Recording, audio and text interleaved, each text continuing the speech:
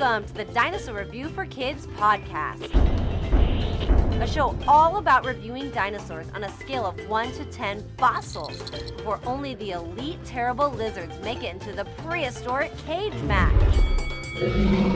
This program is presented by the Stomp Chomp Roar Company and can be heard within all the rock layers across the planet.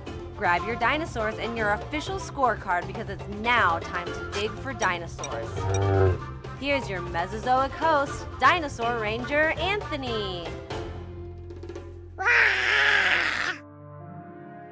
Welcome, my junior paleontologists, to Transylvania. We're just moments away from entering this 12th century castle of the most famous vampire to ever fly throughout the night. No, not Dracula. I'm talking about the Rhamphorhynchus.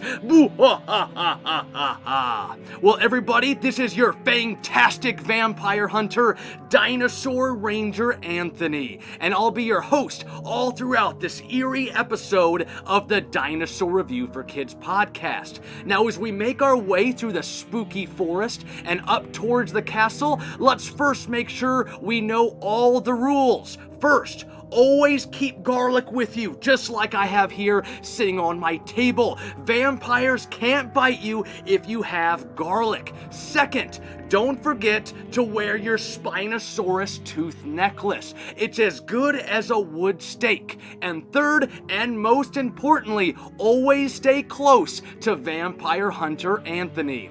Now, before we head inside this medieval castle for today's review, let's update you all on some Dinopreneur news. But hey, let's go ahead and hit the lights for just a moment. There we go, it's bright and nice in here inside the dinosaur lab. Well, you guys, everybody, the Stomp Chomp Roar Dinosaur Award Show will be posted tonight. That's right, tonight, Wednesday, October 5th. Make sure to go and follow my Facebook page so that you can see the Dynamite Award Show. 3 lucky winners, 3 lucky junior paleontologists are going to win some awesome prizes from the Stomp Chomp Roar Company, you guys. I am just so excited. It's going to be wonderful. Next, National Fossil Day is digging up quickly. Next week, next Wednesday, October 12th, I'll be hosting a free Facebook Live event and teaching kids all about how to make their very own fossils at home. All you'll need is 3 simple ingredients: flour, salt, and water, and maybe even some little dinosaur figures that you can stamp into your fossil. So go ahead and head over to my Facebook page, Stomp Chomp Roar, and you can find that event. Now next, my Patreon Club lessons are all scheduled for the month of October. We'll be doing Teenage Mutant Ninja Archelons on Sunday, October 16th. We'll be doing the Prehistoric Haunted House on Sunday, October 23rd. And we'll be having the Stomp Chomp Roar Halloween Party on Sunday, October 30th. To become a junior dinosaur ranger and take part in these fabulous interactive virtual lessons, you can go ahead and head over to patreon.com/StompChompRoar. Now let's go ahead and give a few shout outs before today's Vampire Hunt review. First, shout out again to Lincoln Road Trip. Last Wednesday, everybody, I head to the state capital of Nebraska, which is Lincoln, Nebraska. That's where Memorial Stadium is, where the Cornhuskers play, where Archie is over at Moral Hall. But I visited 2 daycares, 2 preschools. I went over to Primrose School of Wilderness Hills, and I also went and visited the Little Stars CDC. I had tons of fun at these 2 daycares, you guys. Just a tremendous time teaching all those kids about prehistoric life, dinosaurs, all kinds of fossils, and so much more. We even exploded our 2-foot Raptor Rock volcano. It was tons of fun, and even when I pull up to Little Stars CDC, all the kids kids were at the front door, hitting on it, jumping up and down, excited that I pulled my Jeep right up to the front door. So shout out again to those daycares that I visited during my Lincoln road trip. Also,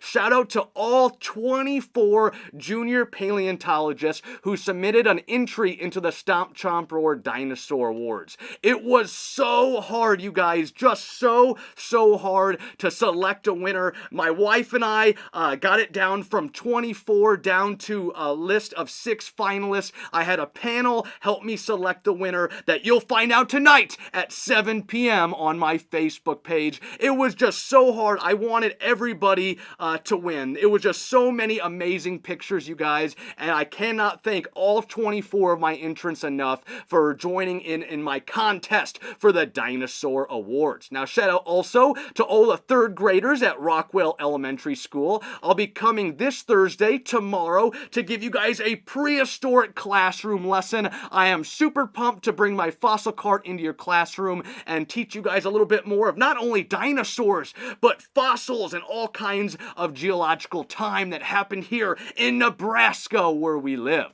Now, also a shout out to my sister-in-law Erica and her fiance Jaden. You guys, they're getting married this weekend out in Minden, Nebraska, out by Kearney. And you guys, my wife and I are walking Erica down the aisle. I am so incredibly honored to have this opportunity in my life. Erica loves the Brontosaurus, which is technically the Apatosaurus, and Jaden loves the T-Rex. Now, also a shout out to my awesome dad, Denny, my dad. He celebrated his 63rd birthday on Monday, and we went out to the Golden Corral where he always likes to celebrate his birthday. It was so delicious, and his favorite dinosaur is also the Brontosaurus, which he loves from the Sinclair gas station logo. We just always love going and see the little Sinclair dinosaur at those gas stations. Now let's grab our garlic, our holy water, and our wood stakes for this vampire hunt. I mean vampire-like review, because this pterosaur is surely going to want to suck at all of our blood. And don't forget to also grab your official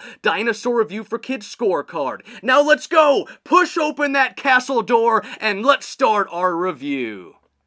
Here we go, we're inside the castle, and we're ready to start reviewing today's species, and it's called the Rhamphorhynchus. The Rhamphorhynchus. And this creature, it's not really technically a real dinosaur. It would have lived when the dinosaurs were alive, but this is one of our pterosaurs. And the Rhamphorhynchus, its name means beak snout. Again, beak snout. And that is our Rhamphorhynchus, which is one of those flying prehistoric reptiles that flew across the sky. Now, our Rhamphorhynchus, its dinosaur order, like I mentioned, it's a pterosaur. Those are the prehistoric flying reptiles, and then it falls into that Rhamphorhynchoid subgroup or subfamily, and those are the prow-beaks. Those ones lived during the early Triassic period, a little bit into the Jurassic period. They have the long tails, short necks, jawed teeth, and a long narrow wing that they flap to fly. So these ones are living before, like our famous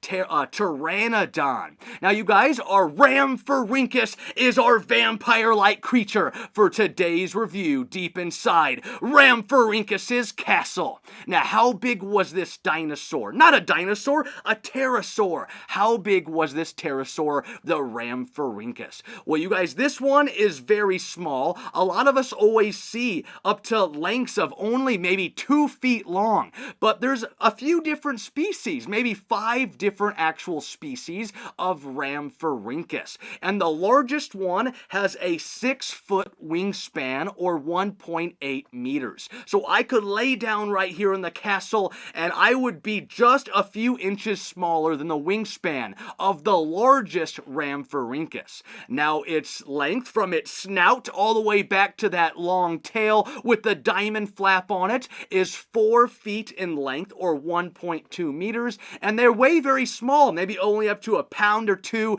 This largest one I could see probably getting up to maybe 5 pounds at most to still be able to fly all throughout the sky. So the species Rhamphorhynchus monasteri is the largest, and like I mentioned, the smallest species of Rhamphorhynchus is only 11 inches in length, so very small that the Rhamphorhynchus can be. But for today's review against this vampire-like creature is going to be of the largest species of the Rhamphorhynchus, 6 feet in a 6-foot wingspan and 4 feet in length from its beak all the way back to its long tipped tail. Now, you guys, how fast was this dinosaur, or pterosaur, I'm sorry, how fast was this pterosaur flying all throughout the Mesozoic era? Well, its flight, I have estimates anywhere from 30 to 60 miles per hour. They're going to flap their wings to fly mainly, and that is what our Rhamphorhynchoids are doing. They're using more flapping of the wings to be able to fly throughout the sky, rather than using wind currents like our pteranodon or a Quetzalcoatlus. So this one flapping its wings. Now, I also bet they'd be able to get down on the ground and be in somewhat of a bipedal, maybe even quadrupedal stance. They have those sprawled out hind legs, and if they're walking across the ground, they're probably only going at speeds at maybe 2 miles per hour. Now, what weapons, defense, or other characteristics does this pterosaur have? So a Rhamphorhynchus, just kind of imagine a pteranodon, but a lot smaller, lot smaller, and a bunch of other characteristics. So the Rhamphorhynchus, a very small body with lightweight hollow bones. It has to be lightweight so that it can fly all throughout the sky. They have a low, slender skull with no head crest or soft tissue. So there's no kind of rudder like a head crest on top of the head like our pteranodon. No kind of soft tissue up there that's giving any kind of display, anything like that. But what sets this one apart from many of the pterosaurs is this Rhamphorhynchus has 34 needle-like teeth. That's right, they have 20 teeth up on top, 14 teeth down on the bottom. So they intertwine together, or they lock together as they close their beak. And they have a lower jaw hook at the end. So they're going to be using their beak, their toothed beak with those 34 needle-like teeth, to be able to go down into the waters, maybe dive into the water and scoop out all kinds of fish, frogs, insects, anything living around the waters that they're hunting in. Maybe they're even living in groups, maybe flocks of Rhamphorhynchus, just like bats,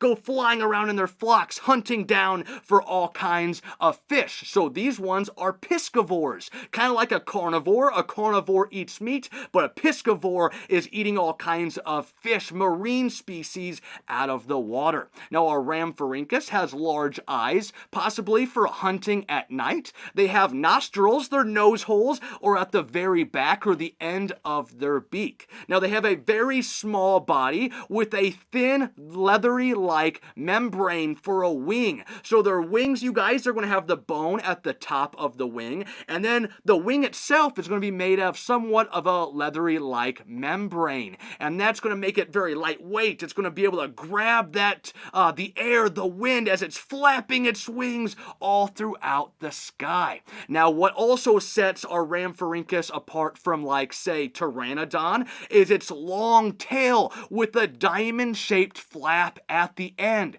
That's right, they have that long tail behind them, and at the very end, probably made out of somewhat of a fuzz, a fur, maybe even feathers, they're going to have that diamond-shaped. And I even saw, as they were young babies, kids, they were more of a triangle shape, and as they got older, it developed somewhat more of a diamond, maybe so that they could give their tails like a diamond ring to their mate so they can get married. But actually, it's probably just for a little bit of display. They're going to have that diamond tip tail, maybe all kinds of cool colors on it, you guys, so they can attract a mate, a girlfriend, so they can continue to develop the species, so the species can live on and on and on all throughout the Mesozoic era. So that is a little bit more about the characteristics of our Rhamphorhynchus. I really love those 34 needle-like teeth, all gonna bite on you, kind of like Dracula, just like a vampire.